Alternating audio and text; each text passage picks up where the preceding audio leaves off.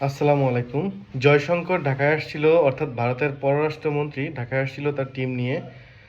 সাবেক প্রধানমন্ত্রী বেগম খালেদা জিয়া গণতন্ত্রের মানুষকন্যা, যিনি মারা গিয়েছেন, তাকে শ্রদ্ধা জানাতে। শুধুই কি শ্রদ্ধা জানাতে ঢাকায় আসছিল? আমার কাছে মনে হয় ভারতের যে পুরাতন বন্ধু, সেই 5ই আগস্ট যে যেই সরকার প- পতিত হয়েছে, সেই সরকারের সাথে তো ভারতের সুসম্পর্ক নষ্ট হয়ে গেছে। এখন সেই সরকার আসারও কোনো সম্ভাবনা নেই। তাহলে কি করতে হবে? তাহলে যেটা করতে হবে সেটা হচ্ছে, অর্থাৎ ভারতের কি করতে হবে, ভারতের কোনো না কোনো সরকারের সাথে সম্পর্ক বজায় রাখতে হবে। 5ই আগস্টে এমন একটা ঘটনা ঘটবে ভারত কখনো কল্পনাই করতে পারেনি। তাহলে ভারত সেই লক্ষ্যেই সামনের দিকে যাচ্ছে। গোপনে গোপনে ভারত যেই দুটি দল বড় বর্তমানে, বিএনপি এবং জামাতে ইসলাম, তাদের সাথে সুসম্পর্ক রাখছে। তার মানে কি? ভারত চাচ্ছে যে ভারতের আহ, যে সম্পর্ক থাকা দরকার সেই সম্পর্ক তারা বৃদ্ধি করছে এবং তারা কৌশলে আগাচ্ছে। নরেন্দ্র মোদী তার চিঠিতে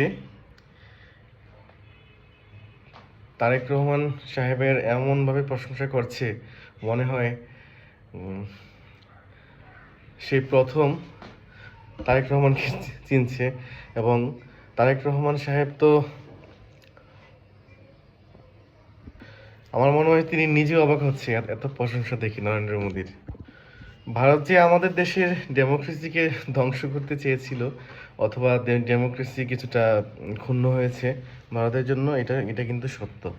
যাই হোক, ভারতের আশেপাশে যে দেশগুলো আছে, ভুটান, নেপাল, মালদ্বীপ, বাংলাদেশ, আরও আরও যে দেশ আছে ভারতের চতুর্দিকে, দেশগুলোকে ভারত চাচ্ছে একটা বৃত্তের মধ্যে রেখে নিয়ন্ত্রণ করতে। ঠিক আছে?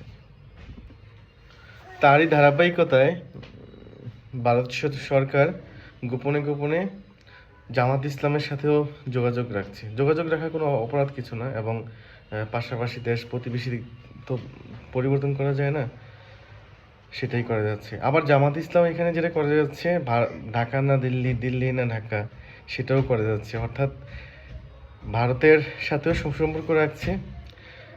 ভারতের বাইরে যারা ভারতকে পছন্দ করে না বাংলাদেশের মধ্যে, তাদের ভোটের জন্য ঢাকা না দিল্লি সেই স্লোগানও দিয়ে যাচ্ছে। বাংলাদেশের ক্ষমতা পরিবর্তনের জন্য অবশ্যই আল্লাহ পাক রাব্বুল আলামিন ক্ষমতা পরিবর্তন করে, ক্ষমতা দেয়, কিন্তু ভারতও এখানে একটা সক্রিয় ভূমিকা রাখতে চেষ্টা করে বিভিন্নভাবে। জামাতের মাননীয় আমির ডক্টর ডাক্তার শফিকুর রহমান সাহেব, তিনি ভারতের সাথে একটা মিটিং করেছেন এবং তিনি নিজেই বলেছেন যে ভারত এটা প্রকাশ করতে নিষেধ করেছেন। অর্থাৎ ভারত সবার সাথে একটা যোগাযোগ তৈরি করতে চাচ্ছেন। সব বিএনপি, জামাত বা অন্যান্য যে পার্টি আছে সবার সাথেই যোগাযোগ রাখছেন, এবং ভারতের নিজেই বলছেন যে আমরা বাংলাদেশের বর্তমান যে দলগুলো আছে সবার সাথে সুসম্পর্ক রাখতে চেষ্টা করছি। ঠিক আছে? তবে বাংলাদেশে একটা সুন্দর নির্বাচন হোক, সুষ্ঠু নির্বাচনের মাধ্যমে ক্ষমতা পরিবর্তন হোক, সেটাই আমরা চাচ্ছি। আর সবাই কিন্তু আওয়ামী লীগের ভোটের দিকে তাকিয়ে আছে। আওয়ামী লীগের ভোট যেদিকে যাবে সেদিকেই জয় জয়কার হবে। বিষয়টা বুঝতে হবে। এই জন্য গত গত 2 থেকে 3 মাস আওয়ামী লীগের বিরুদ্ধে কেউ কিছু বলছে না। যাই হোক, এই দেশে গণতন্ত্র